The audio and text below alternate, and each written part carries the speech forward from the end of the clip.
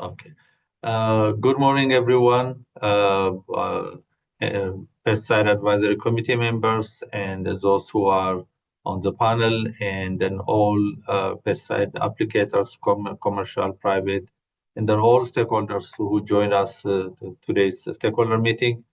As the department and then in overall the pesticide regulation, we are very much excited to have this program and then up running, and then to be able to really pass the legislation to have the pesticide disposal project and the recycling project up.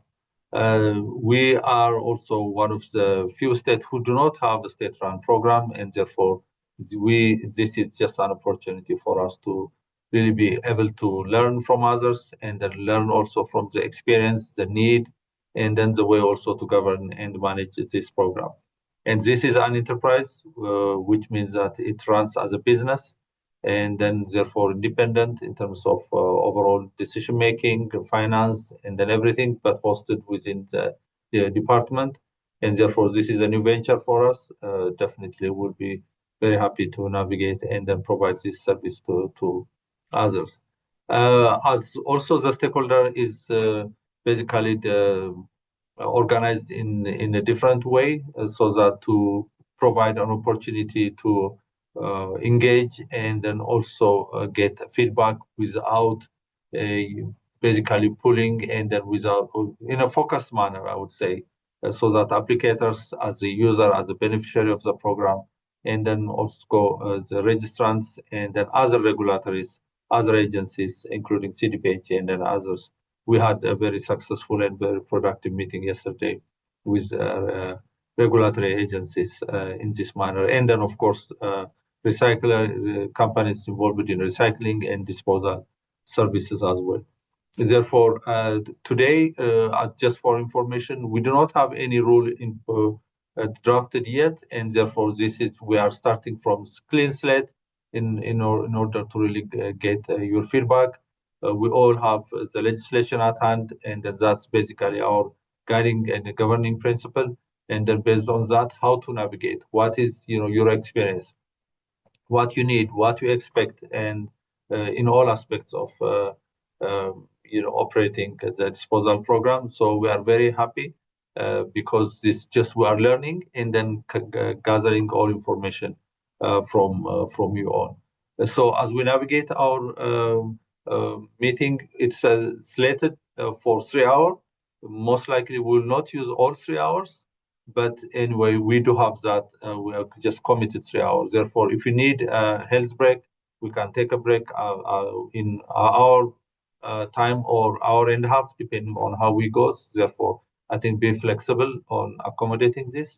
And then John will walk us through the legislation, the background, and the lots of research he has been just working over the years on other states' experiences and then the industry in this area. So I'm happy to pass on this to John. So John, take us through the presentation, and then we'll walk through jointly on the discussions.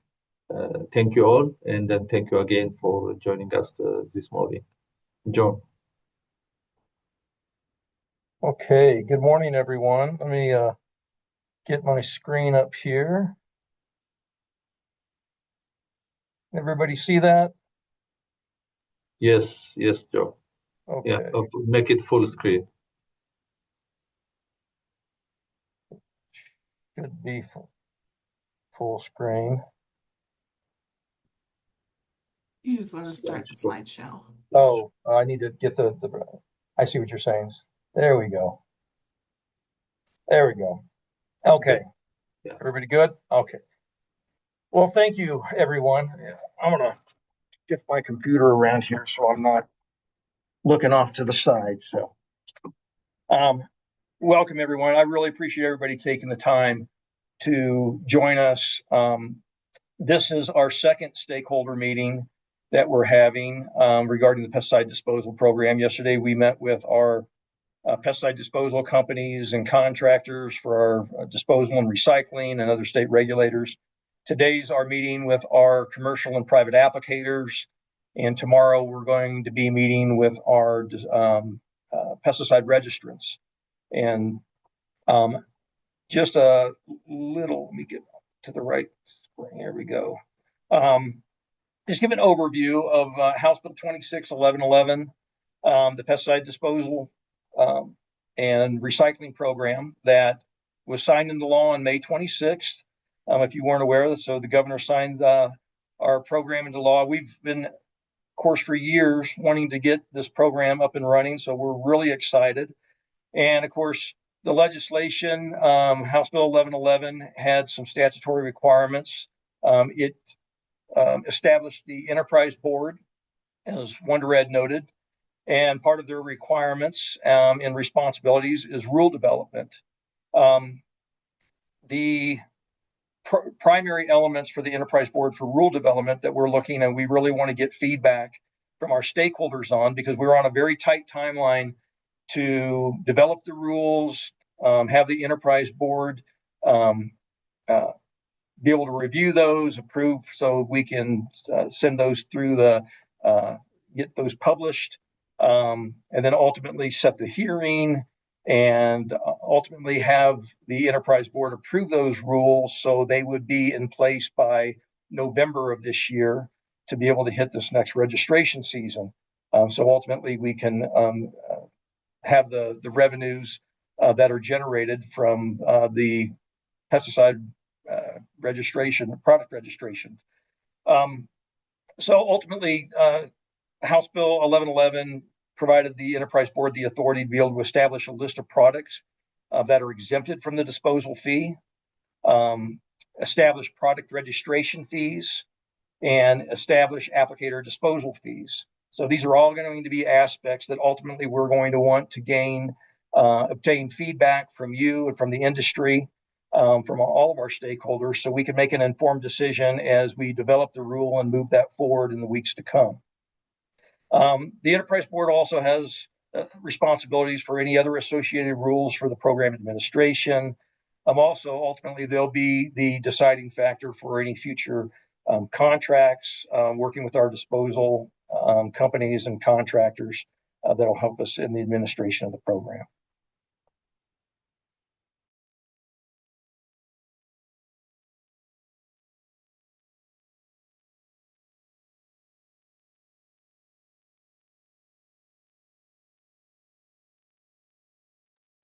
John, you are muted, so we can't hear you.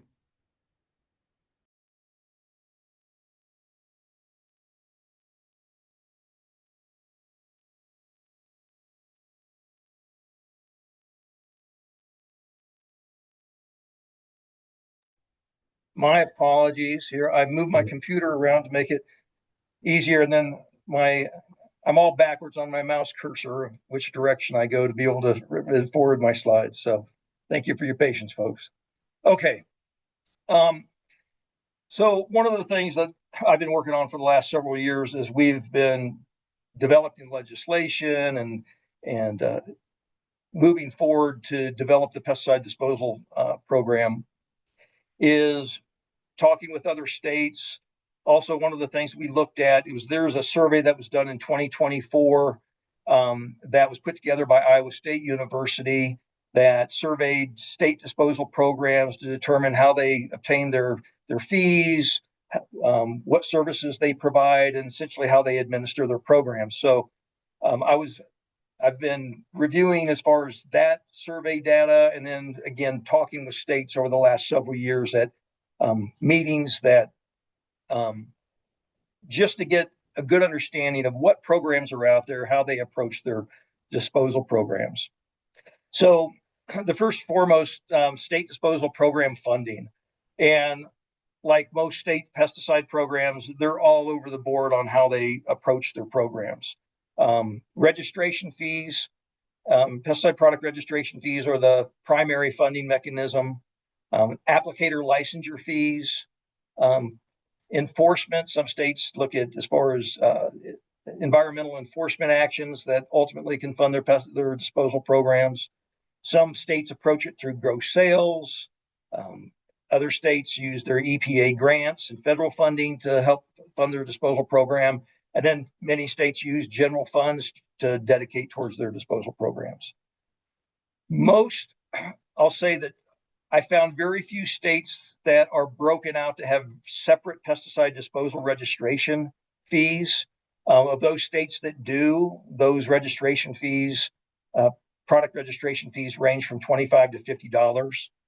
The vast majority are just budgeted out of their overall registrations fees that they collect, and dedicate a portion of that budget to hold pesticide disposal programs. Some states, I know Maryland comes to mind on this, that talking with my counterpart there, where he said that yes, their disposal programs run from registration fees, and there are some states that they don't have the funding or enough carryover funding to be able to even run a pesticide disposal event in that given year. So it's only when funding allows. We don't want to be subject to that, where it's dependent on whether we have the funding or not. So having a dedicated fund is a good thing. And then, of course, state survey do not exempt any products from the disposal fee except for Arkansas. That'll be a question I'll be asking from all applicators. I know we have a lot of applicators that work outside of Colorado's borders, and so certainly we want to know and hear your experiences. If you have any examples or comments that you can provide from what you see from other states, if you see other states that specifically exempt products from their pesticide disposal fees, that's a question that we have and we want to answer. Now, again, state disposal programs, they're all over the board as far as the services that they offer. There are some states that it's open to everyone, with a focus toward industry, municipalities, agriculture.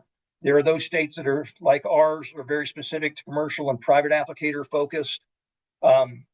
Some states allow dealers to dispose of their products, and in my discussions with those states, one of the things that they found as far as with dealers is they ultimately there were caps that they had to put in place because the dealers could overwhelm their programs by the volume in which they would need to dispose of product. And then, of course, there's universal waste collection programs. Colorado does have most of our counties do have some form of universal waste collection program, which goes beyond pesticides and allows batteries, oils, paints. Those programs are limited to residents generally. They do exclude businesses, limited to smaller quantities and lower toxicity pesticides. Again, which is one of the reasons why we've created our program, because that's really the gap that we find, that there's not a avenue for our commercial applicators and private applicators to be able to dispose of products that they use and at the volume of product that they have to dispose of. So that was the intent with House Bill 261111, that our program would, one, provide funding through pesticide product registration fees. And we do have it built in to also collect applicator disposal fees at a significantly reduced rate. And we'll talk a little bit about conceptually where we're thinking about as far as for fees. That the service is offered to licensed commercial applicators and private applicators. Now, private applicators is defined in our in the Pesticide Applicators Act. Private applicators is a very broad definition, which essentially it's anybody that raises an agricultural commodity for use by man. So that can go right down to the backyard gardener, technically. It does limit disposal to registered pesticides. Then other limitations, we're not collecting universal waste. The products that we determine are exempt from product registration fee, disposal fee, would be exempt. And then unregistered products, hazardous waste, home brews, those are going to be products that would not fall within our scope for our program. John, we do have one question to define what you mean by registration fee. Here's the question itself. Is the registration fee the fee a pesticide manufacturer pays when they first register their product for use in our state? Trying to understand what is meant by that term. Yes, pesticide product registration fees. So all products. We register a little over 18,000 pesticide products for sale and distribution in Colorado. So this fee would be associated with their pesticide product registration fee that the manufacturer would pay to sell and distribute their product in the state. Again, since as House Bill 1111 was written and the enterprise was created, it created a separate disposal fee that will be collected with the pesticide product registration fee. Does that make sense? Does that answer the question? I believe that does answer. Thank you. Okay. So as far as the disposal administration, talking with other states and working with our disposal contractors, one of the things that they've all recommended to make sure that in the process of setting up our disposal events, ultimately our disposal companies need to know the who, what, when, where, what is being brought into those disposal events. So one of the things that we'll be working on is creating a disposal registration portal. This is the information that we'll be looking to collect. Applicator information, the product name, EPA registration number, type, formulation, amount, container integrity, the number of jugs, totes, total volume. This is all ultimately so we can share that information with our disposal contractor so they understand what they need to be prepared for coming into an event. Now you'll start seeing in some of these slides, you're going to see questions that are in blue. These are quite, we're certainly, if you want to raise your hand or you want to put in the chat, you have questions or you want to add comment, please feel free to, as we're in the courses, we're going through the presentation. I want to have an open dialogue. Also, at the end of this, I'm going to provide my email. And so if you would like to provide written comment and send that information to me, your comments, and I'll have a full list of questions at the end. So don't feel that you're going to be on the spot. You need to answer immediately. But feel free to have open dialogue, but you will have the opportunity to be able to answer these questions and send these back to me at the end as well. But ultimately, questions regarding disposal registration, we want to get feedback from all of our applicators if they feel that there's additional information that should be provided, or if there's any questions regarding what that disposal portal will actually look like, how that'll work. Now, moving on from that, exemptions from registration disposal fees. One of the things is we were looking at this, and since our law was written that there will be that we will, through the rules process, and obviously where we want your feedback at this point, determine which products will be exempt from the pesticide disposal fee. Now, Arkansas has been the only state that I've been able to identify that actually has rules that exempt pesticides by product class. So flea and tick collars, insect repellents, insect gel baits, disinfectants, aerosols labeled for ag use. They have a very specific list of pesticide products that they exempt from their disposal fees.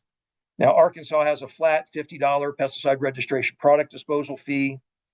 And again, other states that are surveyed, and I've been unable to find any other states that take this similar approach. So I would ask anybody that is aware of any other states that do have very specific exemptions for their disposal program, I would welcome to know who those states are, and I'll reach out to them because we want to work with and see exactly how they approach their program fees and their exemptions.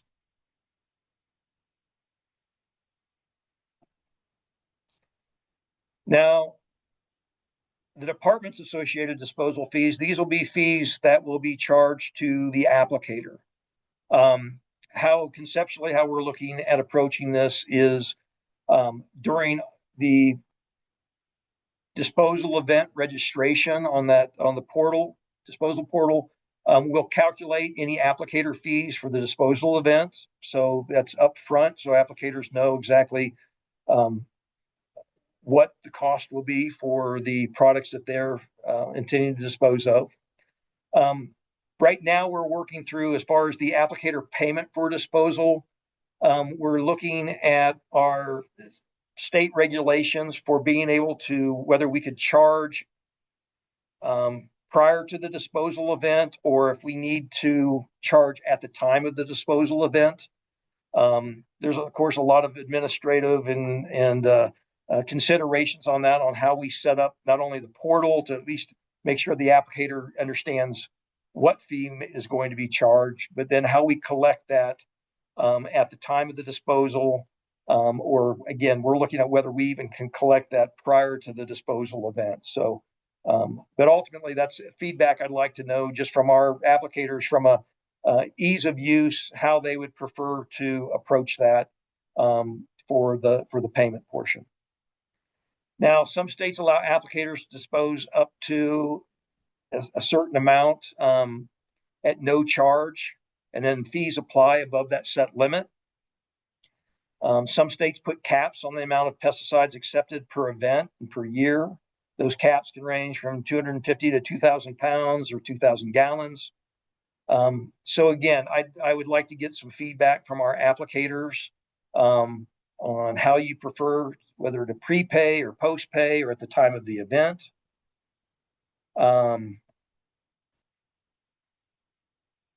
And then a little bit as far as, again, additional fee considerations, how our applicators would like to see these fees structured, whether there should be disposal caps that should be considered. And again, any other suggestions or concerns on how we approach this.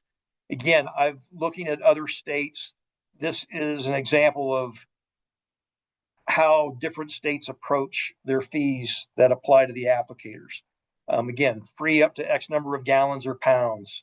$5 for the first 5 gallons, 10 gallons, $10 up to 50 gallons, $20 up to 100 gallons, $50 per tote or mini bulk.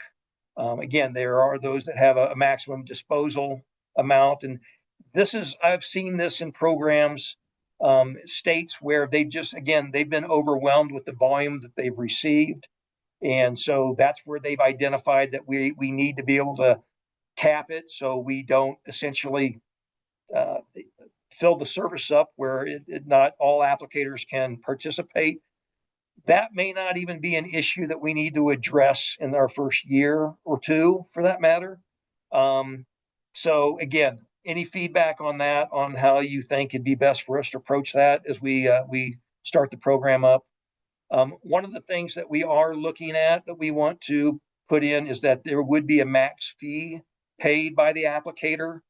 And that right now we're looking at a max fee of $50. So regardless of the volume of product that you bring in, at least in our first year, we want to set a max fee, capping that at $50 for our applicators. So even though you have that scale, proposed scale up above, understand that that's what we've talked about internally, that we're going to propose to the enterprise board, that starting up the program, we want to have a max fee that, we don't want our applicators to ultimately be scared off that they're going to be charged over that amount and decide to continue to hold on to product that they've been holding on to. So, so again, any comments on fee structures, disposal caps, and any other things that we need to be considering when we're looking at fees for our applicators? Now, one big question that we have for our commercial and private applicators is the products that you use. This is going to be really important on how we identify what products to exempt. So obviously, I mean, those products that are labeled for commercial and ag use, but also we want to know, are you using homeowner directed products that may not have a commercial designation or an ag use?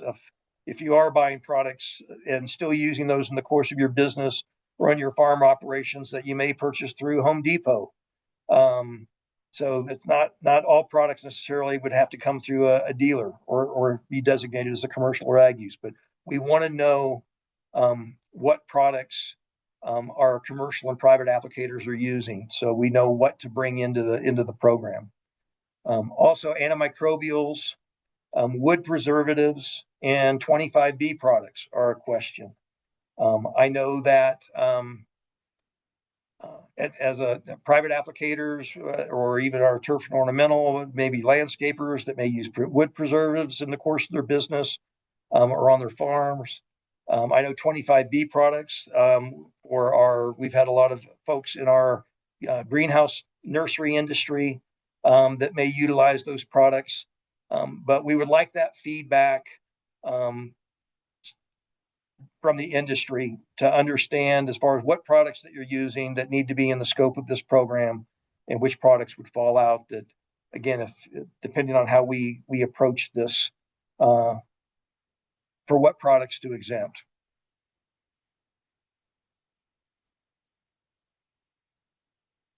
Additional questions for disposal limitations, products that contractors cannot accept for disposal.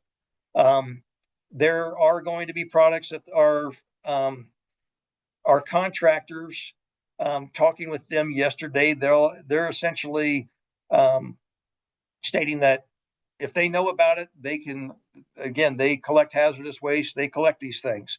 So the limitation may be as far as within the scope of registered products that we're able to accept, but I'd like feedback from the industry on how to address those situations. If there are products that, how we can work with our contractors to accept products that may not be within the scope of our program.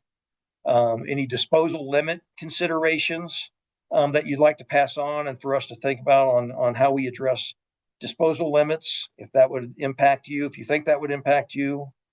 The question came up as far as what occurs if an applicator comes in with a product they did not register or disclose at the time of registering, or if they're over the amounts they specified.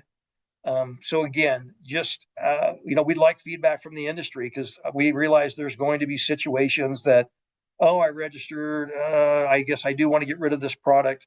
You want to be able to bring it in, just considerations you want us to think about in the administration of the program to deal with those circumstances. And then also how we can work with our disposal companies to address situations that come up in the course of the program and at an event. Now, a big question that we have is our needs for communication and education on pesticide disposal events, what the requirements are. So a question to everyone is, what are your preferences for communication and education for upcoming events and for the recycling requirements, for disposal requirements? One of the things that our disposal companies brought up yesterday, especially for products that have been stored for some period of time where containers may be getting brittle. Ultimately, one of the comments they made was like, if we need to communicate that those need to be pre-bagged, put into a garbage bag that in case that container would crack or start to leak. Those are the types of things that type of education we need to get out with our applicators. So any feedback that you can provide as far as on your preferences for getting that type of education information out and information on the events would be appreciated. I'd like to get feedback on location of disposal events, areas of the state, use of your local extensions, fairgrounds, local dealers. I know one of the things that our disposal companies yesterday relayed, that it's important that any area that we hold disposal events, they need to be on concrete, preferred with a covered area in case of weather. So if you can think of those areas, if you have suggestions, dealers or extensions, one of the things that, and I'll get into a little bit on the timeline, we're going to be going into high gear, starting to reach out to these locations to really start building that collaboration with whether it be dealers or fairgrounds or areas that we want to be able to work with to hold future events. So If you have areas in mind that you think would work great, or you know of, we've had some of our inspectors come back that our dealers have expressed interest in hosting events. So I would appreciate any push in the right direction to make sure that we're talking to the right folks to start building those relationships, and so we can plan for future disposal and recycling events. Distance considerations.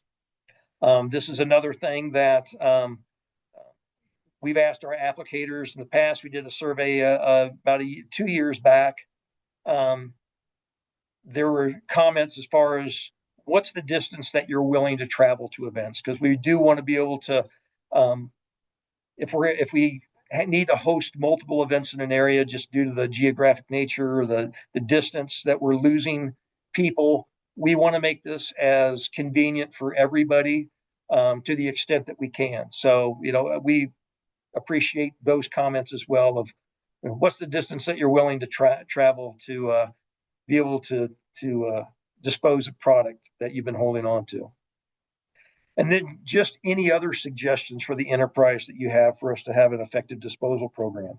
Again, we have a lot of applicators that work in across borders in other states that have that experience.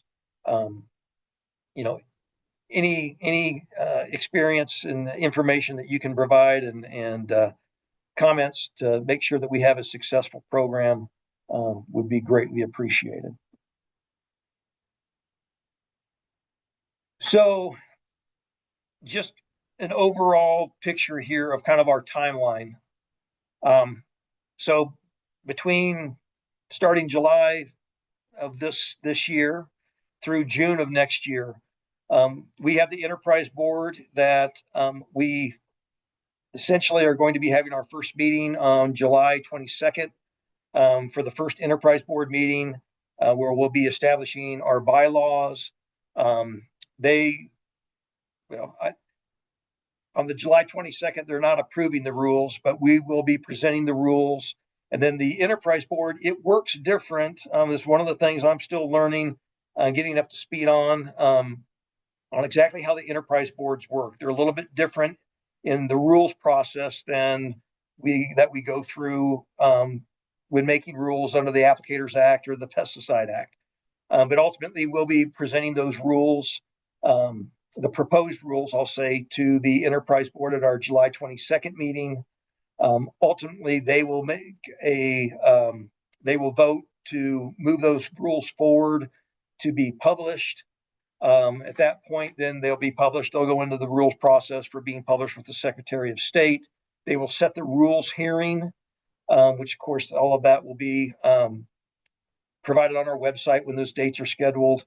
And then at that point, once we have the hearing, go through the hearing process, then that, for the most part, follows the same rules process for the approval of the rules, and then those rules being published and going to the AG's office. Ultimately, we are looking at those rules being effective by mid-November, so we can have our disposal fees and have those in place as we head into our next registration year. But the other aspect that the enterprise board will be working on is we will be getting a RFI out. It's for gathering information on our disposal contracts, information considerations we need to look at for our disposal contracts in the future. So we'll be putting an RFI out to get information on that from our contractors. We'll need to be, I'll be hiring a program manager for this disposal program. Necessary staff training. One of the things that for our disposal program manager, we want to make sure that they have HAZWOPER training and all necessary pesticide safety training for handling products, especially in disposing products. But HAZWOPER being one of the key trainings they need to have. Developing disposal and registration portal obviously is going to be a huge part of this. Communications and outreach. This is going to be a huge aspect of the program.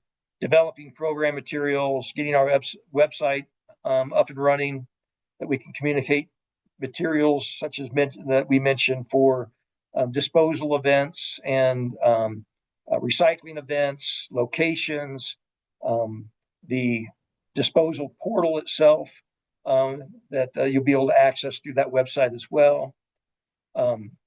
We'll be doing applicator outreach and surveys. I want everyone, please, I know no one likes to see another survey or necessarily an email come through the department, but I will ask the industry that as you see these surveys come out, and we're really trying to gather and gain information to make informed decisions to make this the best program that we can, please answer the surveys. We're going to try and make those very short and sweet so you don't have to spend a lot of time, because no one wants a 10-minute survey. So please, as you see those come through your email inbox, please open those up and respond to those. And those applicator surveys are going to be happening very quickly. Again, disposal companies request for information, identify disposal and recycling events. And then, of course, we need to, I want to say, we want to finalize the disposal contracts and finalize event site agreements between April and June. The contracts more so on the April side, and the site agreements at the latest by June. Now, from July through December, we'll be sending out communications to the industry, announcing the events and locations. We plan for the first year to have just one disposal event and one recycling event, because that first 6 months going to be ultimately just standing the program up and getting all of the administrative elements in place. So on the back half of the year, we'll have a disposal event and one recycling event. And then, of course, after that, we'll be collecting disposal information. Part of our the House Bill 1111 requires us every April to report to the legislature on the progress of the program, what we collected. And so we'll be developing those legislative reports. And then ultimately at the end of that first year is just identifying program needs, adjustments, further legislative requirements, changes, or rule clarity that we need to do. So that is ultimately kind of what we're looking at between July and through December of next year. Now with that, I'm just going to throw back up. These are kind of all of the questions that we've gone through. And so I'm going to open it up for questions. And that really is my overall presentation, at least to give you an overview of the program and what we're looking at. And I would welcome any comments and discussion at this point. John, we do have a number of questions in the Q&A, as well as a couple of comments in the chat. Would you like me to start reading those out for you? Yeah. All right. First one is just a clarifying question. Is the registration fee a one-time fee the manufacturer pays, or is it an annual fee? It's going to be an annual fee. Okay, great. Next question. It would be nice to know the fees prior to paying for disposal. I believe in excessive amount in pounds or gallons, there should be additional monies collected. Sorry, that was not a question, just a comment. And I'll just say on that, you know, talking with the disposal companies yesterday, they really lean towards the aspect of, and from their experience, they're like, even with the disposal portals, ultimately what their experience was, what people put into the portal and claimed as far as what they intended to bring in wasn't usually what they found once they got there. And so I'll say just from the disposal company's comment that if you want a clear picture of really understanding as far as you know, what people are actually bringing in, you really don't know until the day of the event and once they get them processed and move through. So that may not be a big issue if it's a large volume that you're bringing in over that would add up beyond any incremental charge that we're looking at. And if we were looking at a flat fee, people know, well, $50 is the maximum I'm going to pay for these 2 or 3 totes that I'm bringing in. So I appreciate the comment, and yeah, I think that's something we definitely need to work out. Again, I appreciate any comments and suggestions on how best to approach that. Okay, our next question, and I'm just kind of getting the easier ones to answer out of the way before we get to the ones with more discussion. In case somebody doesn't know, what about disposal of used or contaminated spill cleanup materials? Well, that is not part of our program. Our legislation specifically exempted, or I should say not exempted, prohibited the disposal of contaminated materials. However, talking again with our contractors yesterday, that could be something as a side aspect that they would accept separately. And I think, again, that's going to be part of the coordination.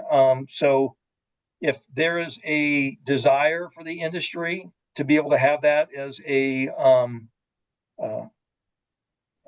possibility, that our contractors could on their own pick that up separately in an event, and that as long as we, whether we could coordinate that, I would say, again, make that as a recommendation or a comment.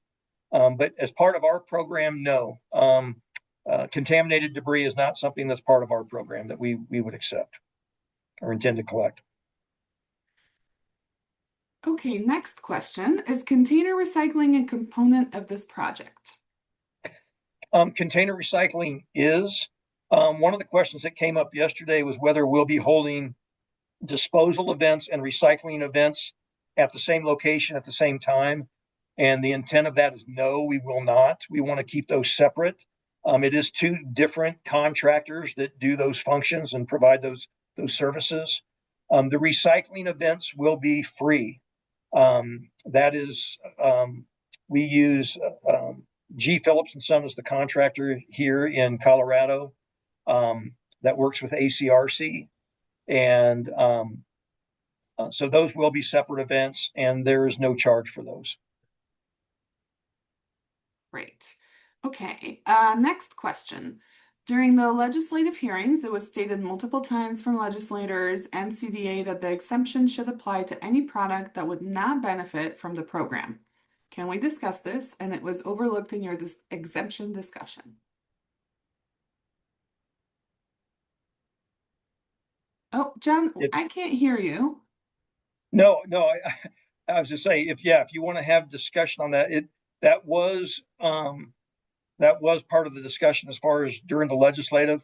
That's why we're trying to determine as far as what products are commercial and private applicators that they use, that they would want to dispose of. And that's, again, ultimately why we want to get that feedback from our commercial and private applicators of what are the classes of products that these services would help them benefit from. Thanks. All right, next question. Is there any feeling or evidence indicating how much demand for disposal service there is from applicators in the state? Say that again. I'm sorry.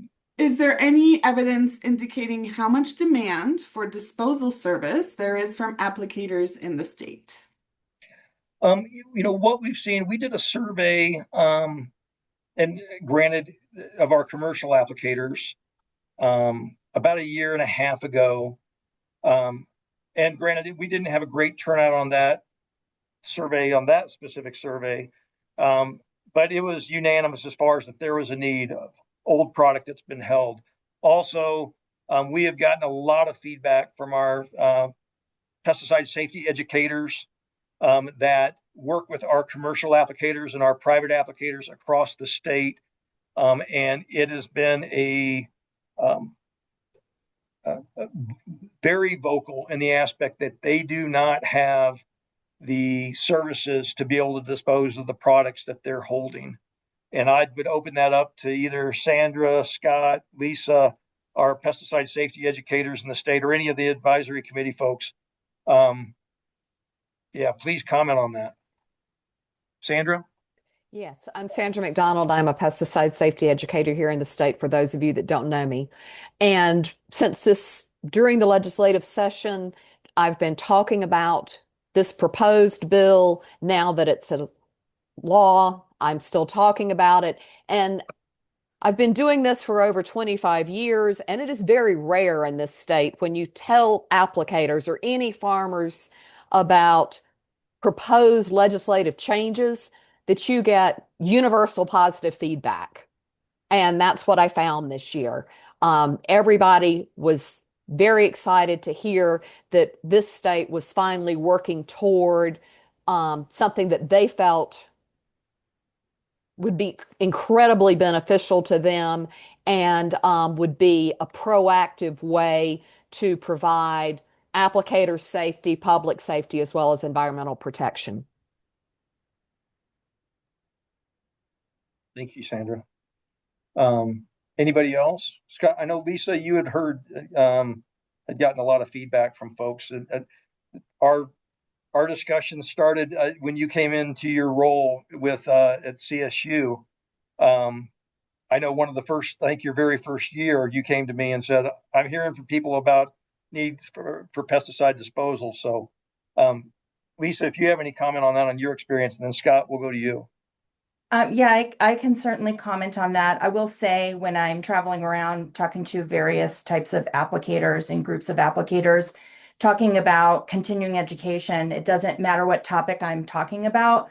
The question about how do we get rid of our old pesticides always comes up, even if it's not relevant to whatever topic I'm talking about. It is a very common question. It's a very common problem that I've found around the state. Scott? Well, I completely concur with what both of them have said. Even though I'm primarily doing the structural applicator training, which is not large volume stuff like you get in ag, I still got a lot of guys that have old product that they want to get rid of, or they bought out another company, and of course the gift of the other company was all the leftover stuff. So yeah, we're having the same issue even on a small scale. And there's a Okay. question that's somewhat related to this topic. Will the program accept for disposal pesticide products that are not legal to apply? If not, what will happen at the collection site?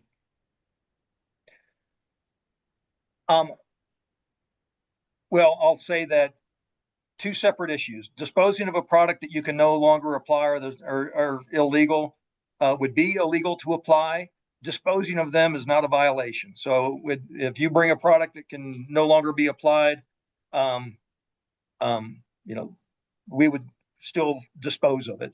And yeah, the only time that there would be an issue as far as from a legal standpoint is if you're using an illegal product and you get into the use aspect. So that's not what this program is for. We're not looking at that. It'd be strictly from the disposal standpoint that we'd be, wanting to dispose of those products. So you don't have to worry about that. If you're ready for the next question, here it is. It was stated that event registration is needed in advance so that disposal companies know what products to expect to receive at an event. Does that mean if an applicator does not register in advance, they won't be allowed to participate in an event? Correct. We will need to have, well, I'll say conceptually that's correct. One of the things is we've talked with our disposal companies, especially if in the manner, if we have to just structure where we can only collect fees at the disposal event. One of our contractors explained that there are states that do that. And in those cases, just to ensure that we have an even flow in the registration process, you're going to have to set those up by appointment. So there would have to be specific times that applicators would intend to drop their product off, so they could be processed, and then we could have them make payment at the time. Now, that being said, that's again conceptually of yes, you would need to sign up for a registration event. So and that's for the disposal company to know what equipment they need to bring, how many trailers they need to be able to haul the product away. Now, if you were to show up at an event and you were not registered, and your question is what's going to happen, or would you be able to participate? I think that is going to be dependent on several things. Of one, if the product that's being brought in, whether the contractor can take it, if they've got the room on their truck to be able to take it. I think in those cases, I would think we would be flexible, and the disposal company would be flexible, and we'd be like, yeah, we can go ahead and we can add that in. We've got the room. Talking with our disposal companies, they said in those circumstances where that does happen, and if they don't have the room, they turn the person away, and ultimately the person has to come back, take it back home, and bring it back at the next disposal event. But that's what we're trying to avoid by having the registration portal. Make sure that we know what's coming in and our contractors are prepared for it. Next question. I think it makes the most sense to pay any disposal fees at the time of disposal. If caps on amounts that can be disposed are adopted, will they be cumulative over a year or per event? The thought would be per event. So yeah, I think the cumulative amount ultimately is going to be within our budget with our contractor. So yeah, the thought, and as I've seen other states, it is a per event cap that they do. And I would, at this point, that's my thought, is that would be if we were to put caps on in our first year or in out years, that would be our approach as well, is do a per event approach. Great. All right, I've got one more question here. Does this program in any way include our triple rinsed / used pesticide jugs? Something other than throwing them into the landfill? The recycling event will, as far as if for your pesticide jugs. And if I understood that question correctly, the pesticide container recycling program, I'll say that it's not like our programs 20 years ago when we had a recycling program in early 2000 where there was any type of residue may still be accepted. I'll say that they've gotten very strict on their standards as far as for container recycling. That's really the only thing or the main thing I would impress on everyone. And we'll be working with our recycling programs or contractors to make sure everyone's very clear on containers that are being brought in, how they need to be prepared to be accepted. But my understanding is as long as they're triple rinsed and cleaned, that the container recycling folks will accept those with no issue. Hopefully that answered your question. I don't know if I got that right there. Yes, if at any point you have more questions about John's answers, please do ask those again, either in the Q&A or in the chat. All right, I've got another question for you, John. Will there be fees for chemical dealers for product registration, or is that all going to be incurred by the chemical manufacturers? The pesticide product disposal fee is just charged to the registrant registering their pesticide for sale and distribution. There are no additional dealer fees or anything like that. Or at the sales level, there's no fees associated with the program.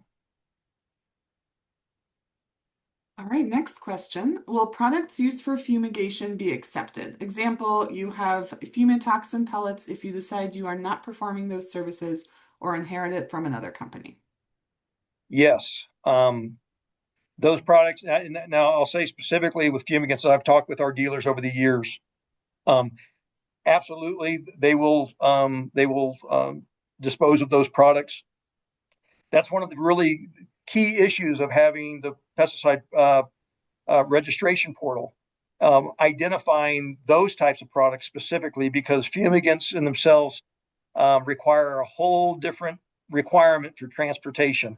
And so our disposal companies have to bring in a whole separate trailer, have to be placarded separately and differently, so to meet all transport requirements.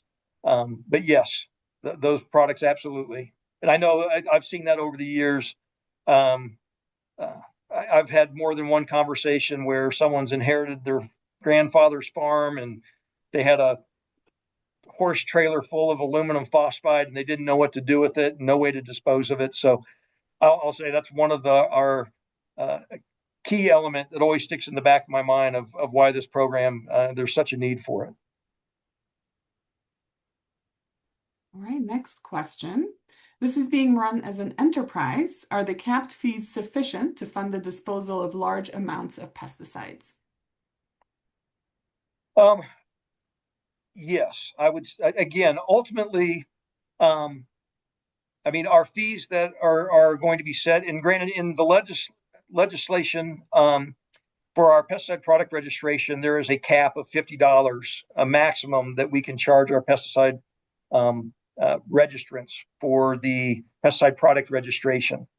That cap was still within our budgeted amount of when we looked at our registered products. And those, even looking at those that we classes that we may exempt, still looking at where that cap was set in the legislature, we feel that would still meet our budgetary needs annually. And so the other aspect that we have, where we have some flexibility too, that gives us some room, is ultimately our disposal contract with our contractors. So if in some years, if our registration fees were lower or our revenues for the disposal program were lower, ultimately that's kind of where we've got some play in our budget by looking at our disposal contract and where we cap that. Because ultimately our disposal contracts, that wherever we set that, what our budget is for that year, we'll do disposal events up to the point where we hit our budget on our disposal contract. And then at that point, we won't have any further events. So that's where we kind of have some, the ability to have some flexibility.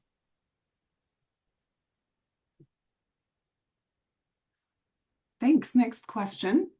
I see this identified commercial and private applicators. Does this mean that public applicators are excluded? It does. The way that the legislation was written, that it did tie our definitions to the Pesticide Applicators Act. So it is specific to commercial and private applicators. Again, private applicators being our flexibility as far as that's a very broad definition for private applicators, but it did limit it to our commercial applicators. And again, now that's one of the things, again, feedback that we would like from this group specifically. If this is something we need to consider for our limited commercial and public applicators, because one thought on that was that whether our limited commercial and public applicators, if they're in a county that has a disposal program and being part of the county, are they disposing of their products through those venues? So that was one of the question in the I think in the back of everybody's mind is the way the legislation was written. They may have some other options for disposal, but if that would be great feedback to get of whether that's something we need to consider for future legislation to broaden the program to include our limited commercial and public applicators. All right, next question. Is it reasonable to structure the registration fees so they cover the annual base cost of the program, and then the disposal fees are based on how much load they put on the system? For example, large load, larger money, and smaller load, free or low cost fee to the applicator. I'm going to find that question and read back through it here. That one's in the chat, on the very second from the bottom.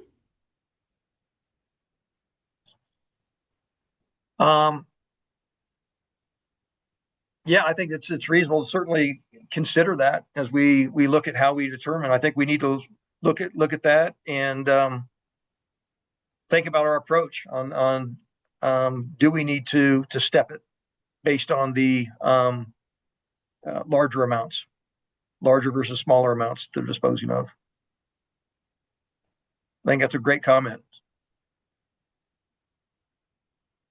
There's a few more comments in the chat, but no other questions at the moment. Okay. I think, do we want to open up, just have free discussion? Is there anybody have any thoughts or comments? They just like to, if they didn't want to put it in the chat, I'll just open it up at this point if there's any questions or additional thoughts. And folks, you can also use the raise your hand feature. It's down on the bottom in your panel. You might have to click on the three dots that say more and then raise hand, and then we can allow you to unmute yourself so that you can just make a comment. And there we go. Oh, that's a panelist. Go ahead, unmute yourself, Lisa. Hi, this is Lisa Blecker again. I have just a general question about when you're referring to exempt products. Are you specifically talking about products that you're proposing to exempt from the increased registration fee? Or are you specifically talking about products that you'll exempt from the disposal program, like that you will not accept? Or are you talking about both? So if you're going to exempt certain products from that additional registration fee, then will you also not accept those for disposal? I guess I just need some clarification on the exempt, like what you mean by exempt, I guess. Yeah. Thank you, Lisa. No, that's a good question.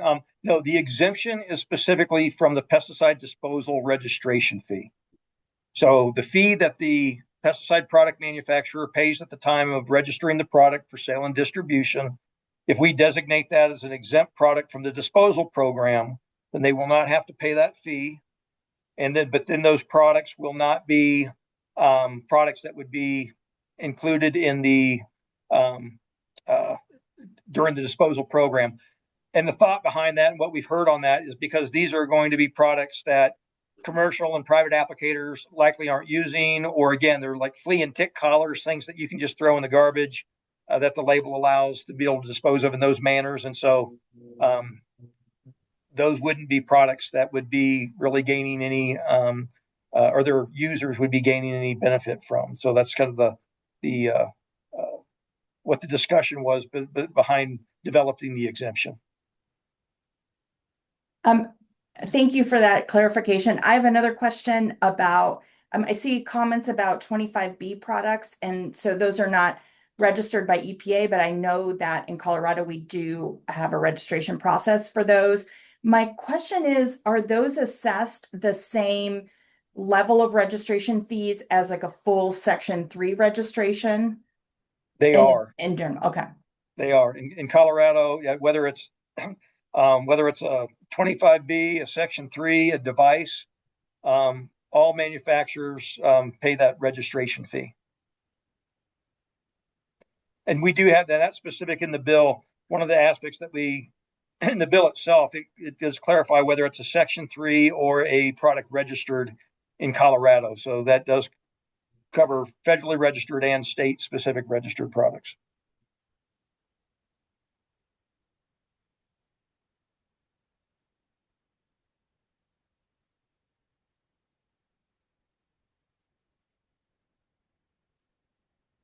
Yes, Andrew?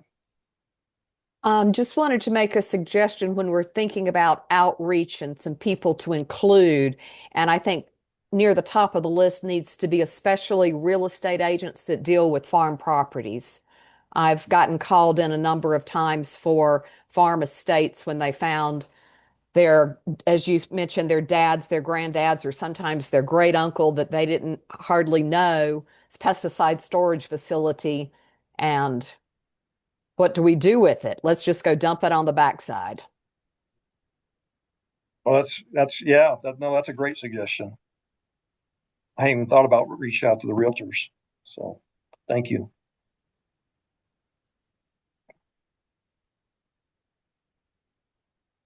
Who else has questions?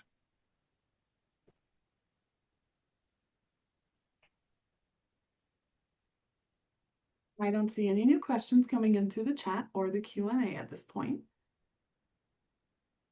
Okay, well, again, this presentation is going to be available on our website. If you think of additional questions, or again, you have feedback specifically on the questions that we're asking, there is my email. Please reach out to me directly, send your additional questions or comments. Please email me with those. Again, this presentation will be up on our website, so you'll be able to go back through the questions and be able to get my information. But we'd really like your feedback, and so we can make an informed decision as we're developing the rules. Again, on a very tight timeline. Ultimately, we need to have at least our draft. We've got an internal deadline by July 8th to have at least our draft rule ready to go.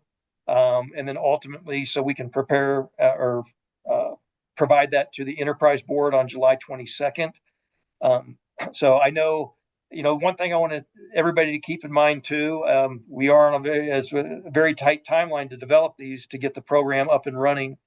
But ultimately, again, we're out of the gate with this. And as we get through the first year, this is going to be a learning lesson as we get the program stood up, and we're going to find things that we can do better.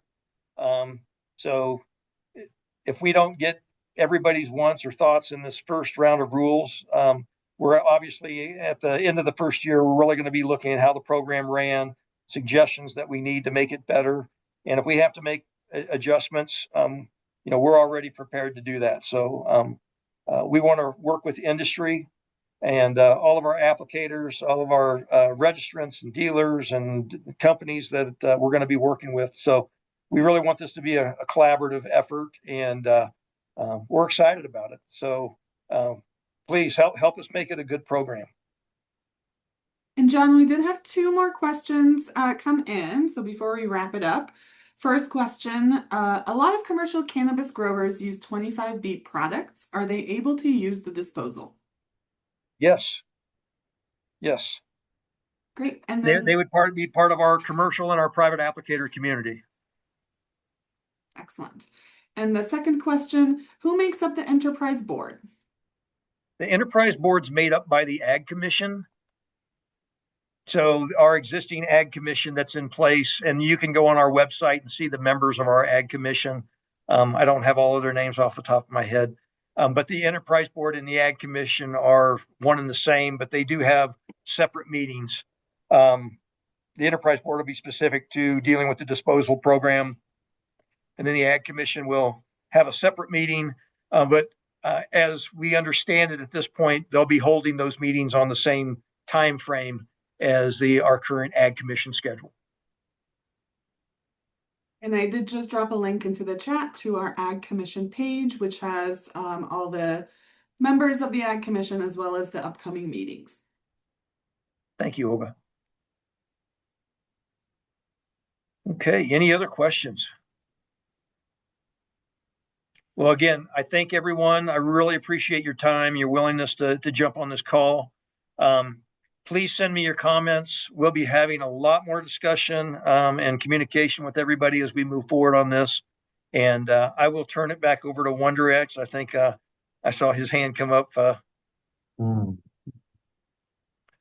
Thank you, John, for walking us through the legislation, the program, the intent, and then the thought process that is put on the experience of other states, and then on our own circumstance, and then on particularly on the need. I did thank you all those for comments.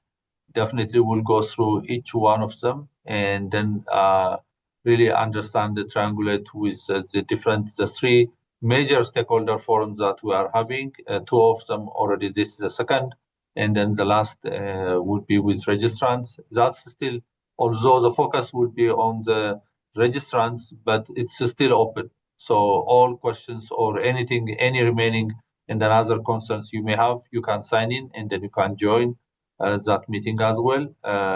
And then as John already outlined, we have a very short timeline, and this is all to coincide, and so that will be functional by 2027, and therefore we need to have a rule in place, and then all the governance and the plan, and then what's needed, including staffing and then all others. So with that, but still it is just an enterprise, and therefore that's definitely a new venture we'll be working through. As already John just in his last remark on the Ag Commission and then how the enterprise board basically works, that's basically new, but we are very much excited, as I'm sure that you all are.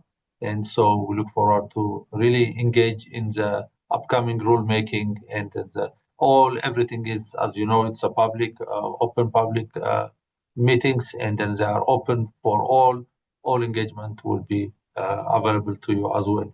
So, Olga, thank you for putting out the Ag Commission and then all other rulemaking process, and then how stakeholders can sign in, and therefore that's really available. Otherwise, you can scroll and check our website, and then you can get all those information from there. Thank you so much for your participation, for your engagement, and for your comments.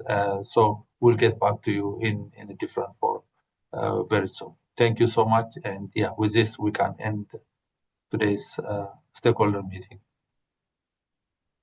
Thanks so much, everybody. Thank you, everyone. Thank you.